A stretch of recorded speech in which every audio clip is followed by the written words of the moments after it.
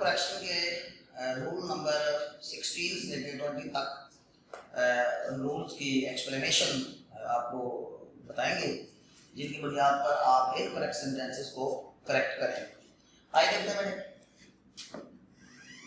Rule number 16। आज हम rule 16 to 20 इसको एक्सप्लेन करते हैं।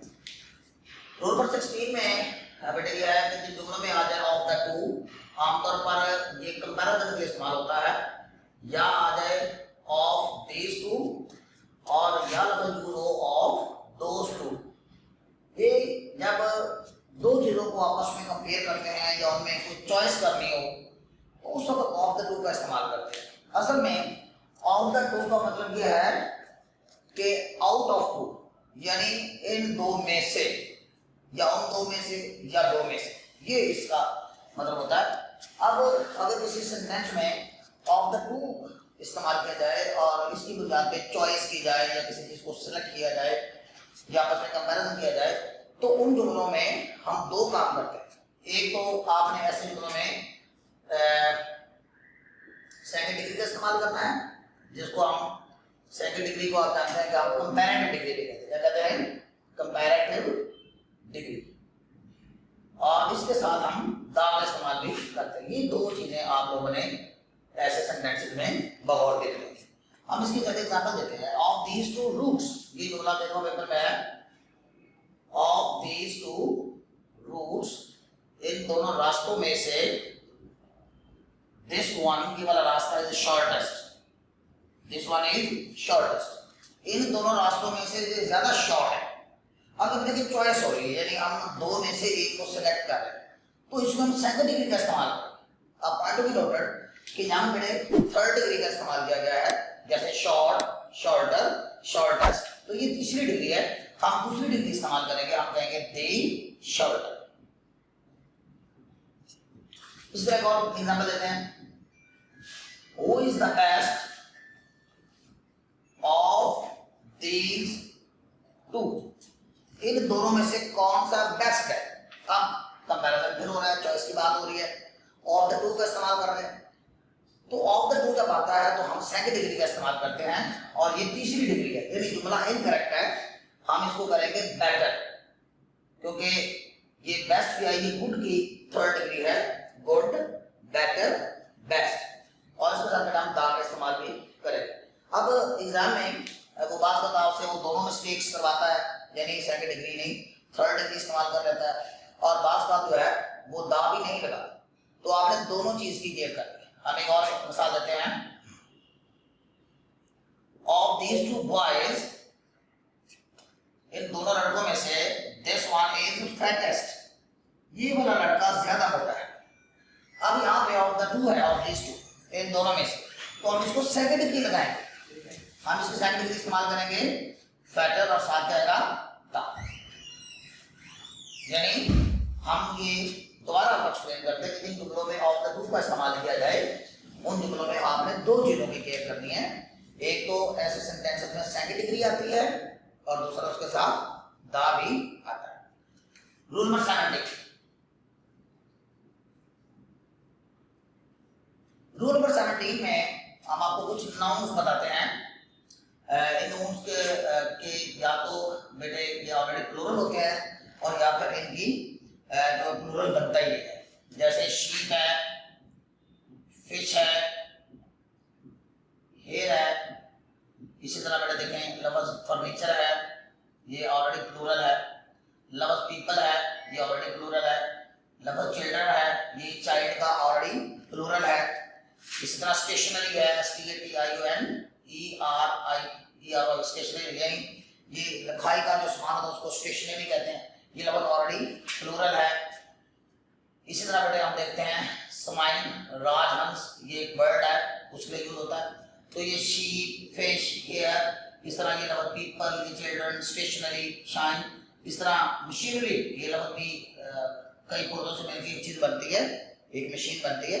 तो मशीनरी की जगह भी हम यूज मशीनरीज नहीं कहेंगे। इसी तरह एक और वर्ड है सीनरी, SENE आवे सीनरी। अब सीनरी का प्लूरल भी हम सीनरीज नहीं करेंगे, यानी जितने भी ये वर्ड्स हैं हम इनका या तो प्लूरल होता ही नहीं है और या फिर ये ऑलरेडी क्या है, प्लूरल वर्ड है, ऑलरेडी प्लूरल वर्ड। अब हम इनकी कुछ एग्जांपल्स देखते हैं। जैसे देखिए शीप एग्जांपल है, my sheeps are grazing in the field, मेरी भेड़ें खेत में चल रही हैं। तो ये शीप के प्लूरल नहीं होगा, ऐसा नहीं लगेगा। His hairs are very long, उसके बाद बहुत लंबे हैं, तो ये भी प्लूरल भी नहीं होगा, हम एस नहीं लगाएंगे। इस तरह देखें, she bought new furniture, उसने नया फर्नीचर खरीदा, for her drawing room, अपने ड्राइंग रूम के लिए। तो इसमें जो लफ्ज फर्नीचर है ये बड़े ऑलरेडी प्लूरल नाउन है, ऑलरेडी प्लूरल नाउन है, तो हम इसके साथ एस नहीं लगाएंगे। इस तरह देखें, I like the sceneries of Kaman valley, मुझे वादी कैलान की सीनरीज बहुत पसंद है। तो इसमें बड़े ताकि सीनरी की जमा सीनरी ही होगी, सीनरीज नहीं होगी, SCENERY, नॉट सीनरीज। सो जितने भी वर्ड है बड़े इनके साथ आपने एस या एस का इजाफा नहीं करना होता।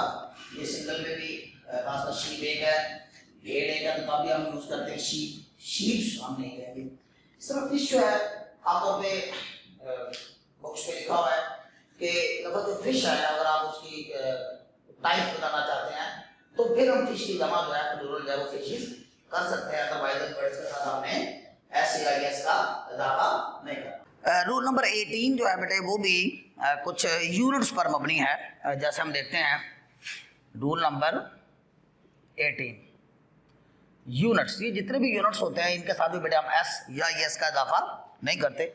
इन यूनिट्स में जो सबसे छोटा यूनिट है बेटे वो पेयर है, पेयर जोड़ा होता है। हेड, ये फीकस जैसे हम पर हेड कहते हैं, पेयर है, हेड है।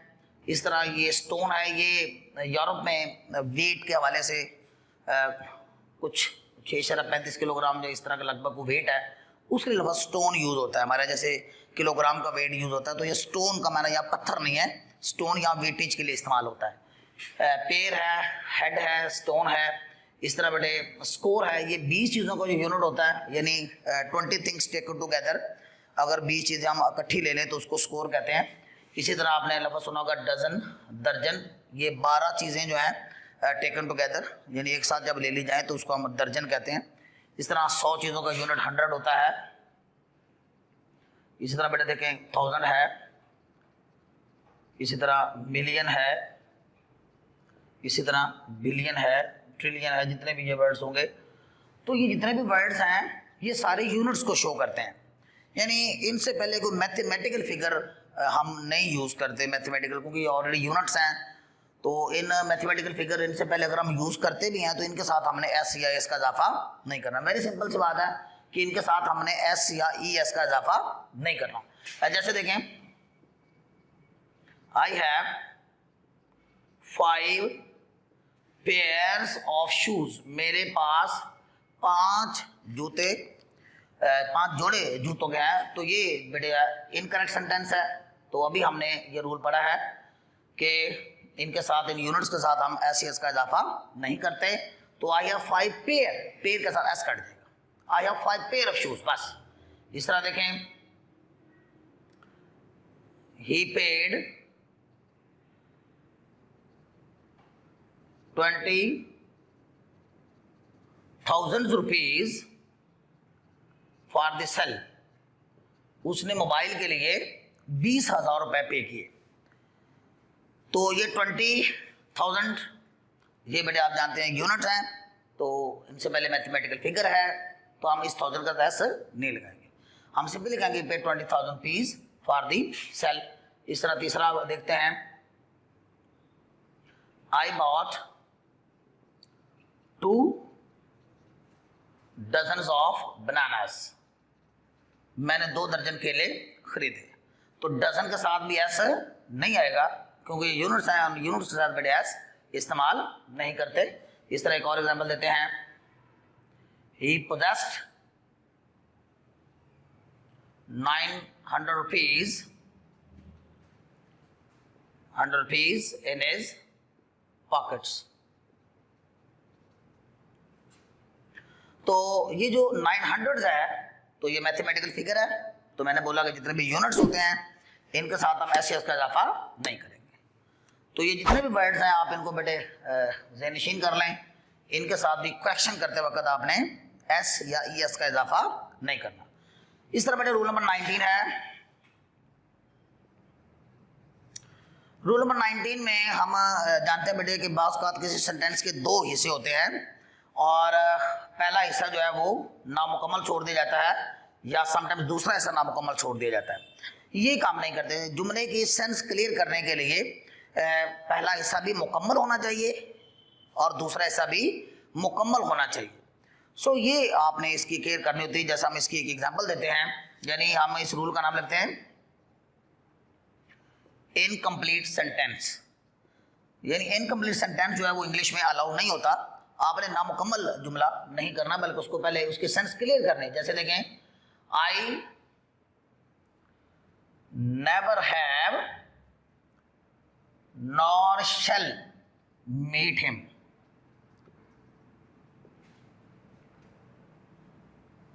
आई नेवर हैव नॉर शैल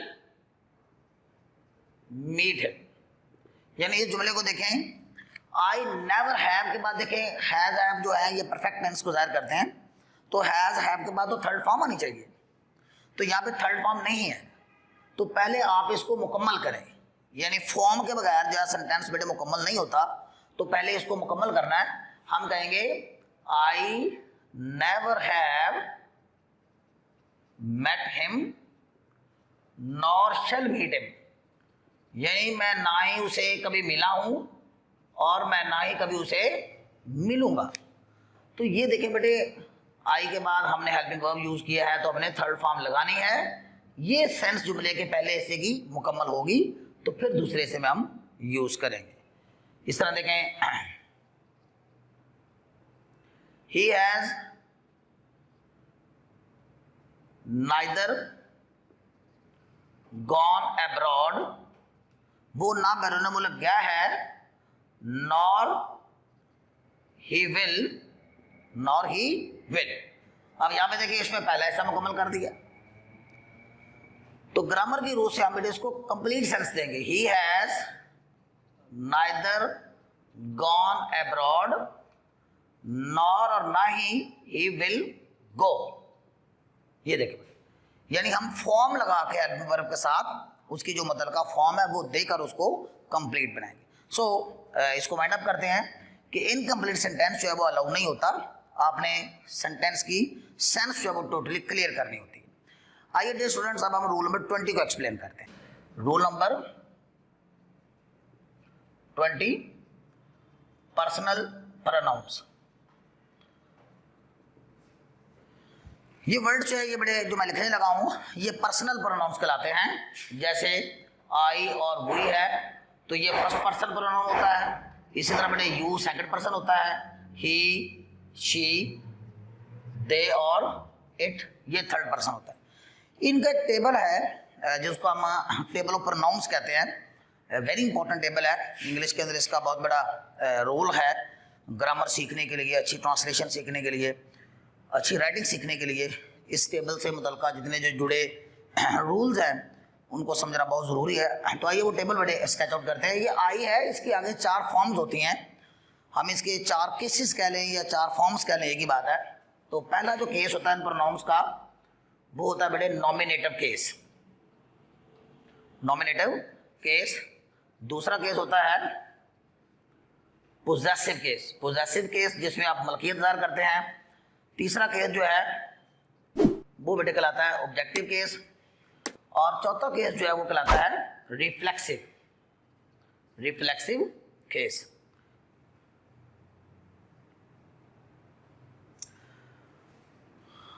अब जैसे देखें आई है तो आई के आगे बेटे 4 शेप्स होती हैं। आई की पोजेशन बनेगी माई, यानी माई का माना होता है मेरा, मेरी, मेरे, जैसे my house, my chair, my phone, तो ये बेटे आई, माई, मी, और इसके रिफ्लेक्शन के बनता है माई सेल्फ। इस तरह बेटे वी की 4 शेप्स होते हैं, वी, आवर, अस और आवर सेल्फ्स, आवर सेल्फ्स।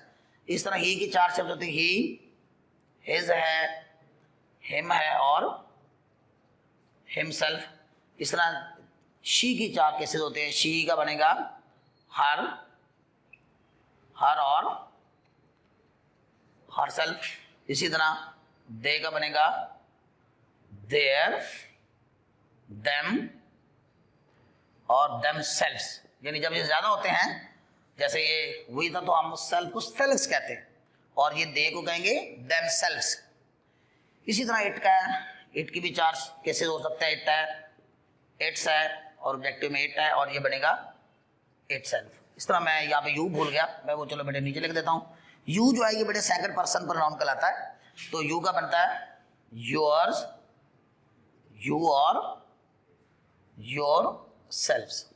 इस तरह के जनरलाइज प्रोनाउन मैंने आपको जो रूल नंबर 10 था उसमें भी समझाया था, अक्सर वो भी यूज होता है। वन का बनता है वंस, वन और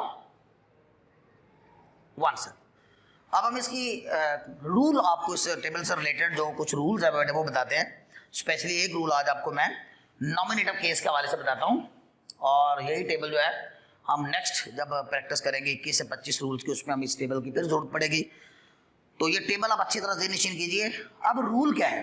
रूल ये है कि अगर किसी जुमले में दैन और एज आ जाए, दैन या एज, दैन या एज के बाद प्रोनाउंस का नॉमिनेटिव केस इस्तेमाल करते हैं, नॉमिनेटिव केस इस्तेमाल करते हैं। अब नॉमिनेटिव केस बेटे ये होता है, अब हम जानते हैं कि दैन जो है बेटे ये कंपैरिजन के लिए इस्तेमाल होता है। जब दो मुख्तलिफ अशिया का, दो मुख्तलिफ ह्यूमन बींग्स का, दो चीज़ों का, दो जानवरों का आपस में कंपैरिजन करते हैं तो दैन का इस्तेमाल करते हैं। स्पेशली जब प्रोनाउंस के जरिए कंपैरिजन हो रहा हो तो फिर आपने दैन और एज के बाद इस्तेमाल होने वाला जो प्रोनाउन है वो नॉमिनेटिव केस में इस्तेमाल करना है। जैसे हम एक एग्जाम्पल देते हैं, he is richer than me, वो मुझसे ज्यादा अमीर है। he is richer than me। तो यहाँ पे देखिए बेटे कंपैरिजन हो रहा है, रिचर सेकंड डिग्री है रिच की, रिच, रिचर, रिचेस्ट, ये 3 डिग्रीज है, तो इसमें सेकंड डिग्री इस्तेमाल की गई है। हम कहेंगे he is richer than I, यानी कि मी इनकरेक्ट है, रिचर दैन आई कहेंगे आप, ना कि मी। इस तरह देखें, she is smarter than him, वो उससे ज्यादा स्मार्ट है। she is smarter than him, तो than के बाद नॉमिनेटिव केस है, क्या आएगा बेटे? he, not him। तो ये देखें he नॉमिनेटिव केस में आता है, ये him है, ये ऑब्जेक्टिव केस है। हमने than और as के बाद नॉमिनेटिव केस इस्तेमाल करना है। इस तरह देखें, you are as clever as her, तुम भी उतने ही चालाक हो जितना के वो। तो जब हम कंपैरिजन कर रहे हैं इतना ही चालाक जितना के वो, तो दैन और एज पर नॉमिनेटिव केस आता है, तो ये कहेगा शी। इस तरह देखें, वी आर हैप्पियर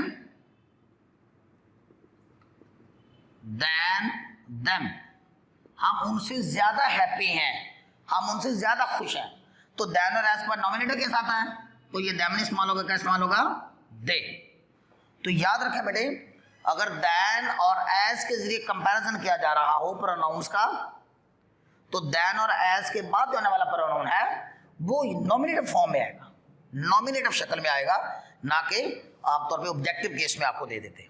तो ये आपको दिया जाएगा, आपने उसके रेलिवेंट मी है तो उसको ज़ाहिर बात दैन और एज के बाद आई कर देंगे, आस है तो हम उसको वी कर देंगे, हिम है तो हम उसको ही कर देंगे, हार है तो उसको शी कर देंगे, दैम है तो उसको दे कर देंगे। डियर स्टूडेंट्स, इसके साथ ही हमारे जो आज के 5 रूल्स हैं वो मुकम्मल हो गए हैं। यानी 16 से लेकर 20 रूल्स की करेक्शन के ये रूल्स थे, आप इनको अच्छी तरह ज़हन नशीन कीजिए फिर इनकी प्रैक्टिस कीजिए, ये आपके लिए बहुत फ़ायदेमंद साबित होंगे। ओके, अल्लाह हाफिज़।